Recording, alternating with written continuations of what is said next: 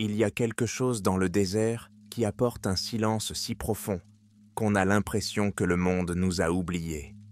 Là-bas, dans les interminables étendues de terre aride, il était facile d'imaginer que la vie s'est arrêtée, que seul le vent remue les os de la terre. Mais quelque chose d'autre bouge dans le désert du Texas, quelque chose de vieux, quelque chose d'affamé. Je m'appelle Cole Whitman et j'ai vécu au Texas toute ma vie. J'ai passé des années dans la nature, à chasser le gibier, à pêcher dans les rares rivières et à apprendre à connaître la terre. Aussi loin que je me souvienne, le désert a toujours été pour moi un lieu de solitude et de paix, un endroit où je pouvais échapper au bruit de la vie et me perdre dans la nature. Mais tout cela a changé il y a quelques années, lorsque j'ai commencé à entendre des histoires, des chuchotements, tout d'abord, à propos de quelque chose qui se cachait dans cette vaste étendue. Quelque chose qui n'était pas naturel. Au début, j'ai pensé qu'il ne s'agissait que de folklore local, d'histoires me racontées par des éleveurs et des chasseurs superstitieux qui cherchaient à effrayer les citadins. On entend souvent ce genre de choses belles ici, des coyotes qui abattent le bétail, des lumières étranges qui scintillent dans le ciel, des choses qui peuvent être facilement expliquées par tous ceux qui vivent ici depuis assez longtemps. Mais les histoires sont devenues plus fréquentes, plus détaillées. Des chasseurs ont commencé à disparaître, leurs corps retrouvés quelques jours plus tard, ce qu'il en restait, en tout cas. Les autorités ont essayé d'écarter le problème, prétendant qu'il s'agissait d'animaux sauvages ou de déshydratation, mais ceux d'entre nous qui connaissaient le désert savaient qu'il n'en était rien. Il y avait quelque chose d'autre là-dehors. Ce n'est que l'année dernière que je me suis retrouvé face à face avec la chose, le monstre qui terrorisait le désert du Texas. Mais je m'avance un peu. Tout a commencé lorsqu'un vieil ami, Jack Mallory, a disparu lors d'une partie de chasse. Jack était l'un des meilleurs chasseurs que je connaissais. Un homme capable de traquer n'importe quoi, aussi insaisissable soit-il. Lorsqu'il n'était pas revenu, au bout d'une semaine, j'ai su que quelque chose n'allait pas. J'ai fait partie de l'équipe qui était partie à sa recherche. Nous avons parcouru le désert en l'appelant par son nom, en suivant ses traces. Au bout de quelques jours, nous n'avons trouvé que son camp, abandonné et en ruine.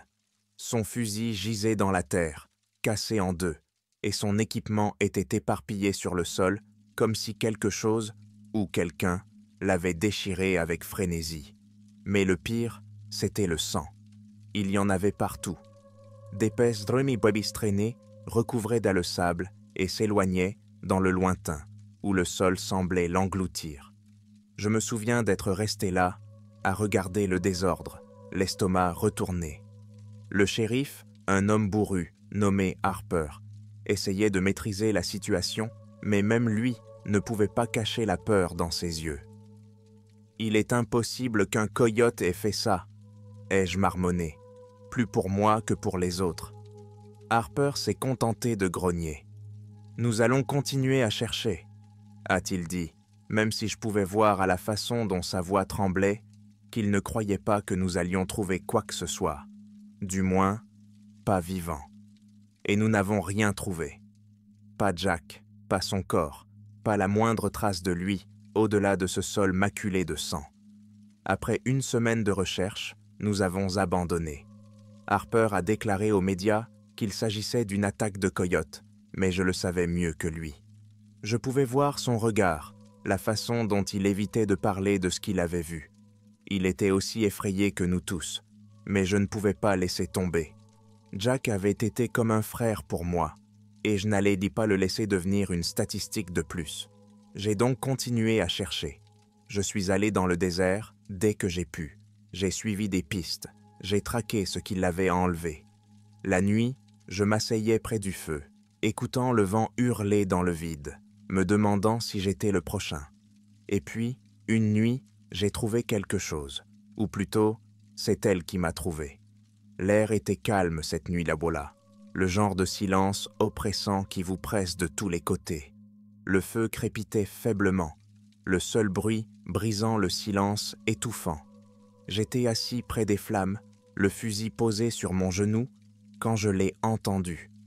Un grognement bas et guttural qui m'a fait froid dans le dos.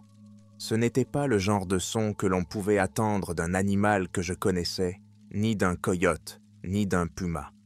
C'était plus profond, plus primitif, comme quelque chose qui appartenait à une créature depuis longtemps oubliée par le temps. Je me suis levé lentement, chaque instinct de mon corps me disant de retourner à la sécurité du camion, mais mes pieds n'ont pas bougé. Au lieu de cela, je me suis tourné dans la direction du son, ma lampe de poche perçant l'obscurité. Le faisceau de lumière rebondissait sur les rochers et les cactus, projetant des ombres inquiétantes qui dansaient avec le scintillement du feu. Mais je n'ai rien vu, pas au début. Puis, juste à la limite de la lumière, j'ai vu un mouvement. Quelque chose de grand qui se déplaçait au ras du sol, trop vite pour que je puisse le voir clairement. J'ai levé mon fusil, le cœur battant dans ma poitrine, et je me suis rapproché du feu, espérant qu'il tiendrait la chose à distance. Le grognement s'est amplifié, s'est rapproché, et je pouvais sentir le poids de sa présence dans l'obscurité. C'est alors que je l'ai vu, 2 yeux brillants et ambrés qui me fixaient dans l'ombre. Ils étaient barreaux massifs, très éloignés les uns des autres, comme ceux d'un prédateur ayant passé sa vie à chasser dans la nuit.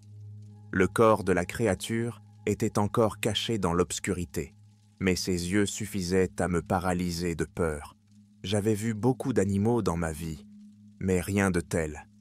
Ses yeux n'étaient pas seulement animalesques, il y avait quelque chose d'autre en eux, quelque chose d'intelligent, et cela me terrifiait.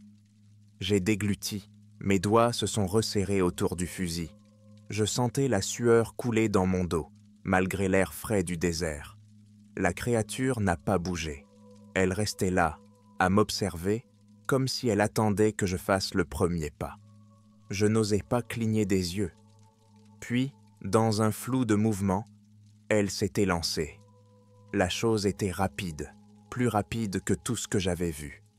Un instant, il était dans l'ombre, et l'instant d'après, il était sur moi, les griffes déchirant l'air tandis que je tirais à l'aveuglette. Le tir a résonné, mais il a à peine semblé faire bouger la créature. Elle m'a percuté avec la force d'un train de marchandises, m'envoyant en arrière dans la terre. J'ai heurté le sol violemment, le vent m'a coupé, mais j'ai réussi à me relever et à attraper mon fusil. J'ai tiré à nouveau, cette fois en visant la tête.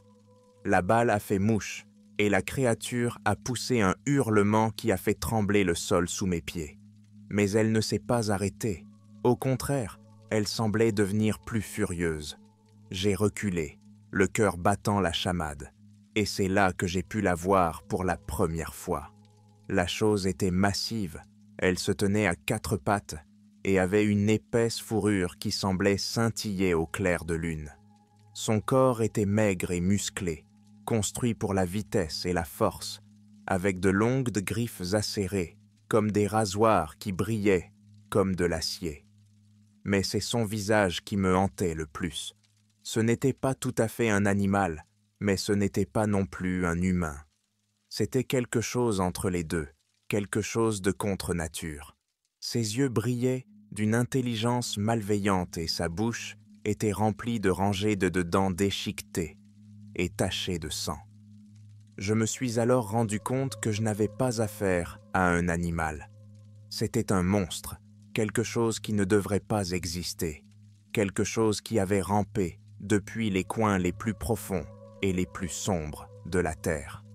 J'eus à peine le temps de réfléchir qu'il s'élança à nouveau sur moi. Je roulai sur le côté, esquivant ses griffes de quelques centimètres, et me relevai en courant vers le camion. La créature poussa un autre hurlement, cette fois rempli de rage, et je pouvais l'entendre s'enfoncer dans les broussailles, derrière moi, gagnant du terrain à chaque pas. J'atteignis le camion, me jetai à l'intérieur et claquai la porte juste au moment où la créature s'écrasait sur le côté. Le véhicule entier a tremblé sous l'impact, et pendant un moment, j'ai cru qu'il allait se renverser.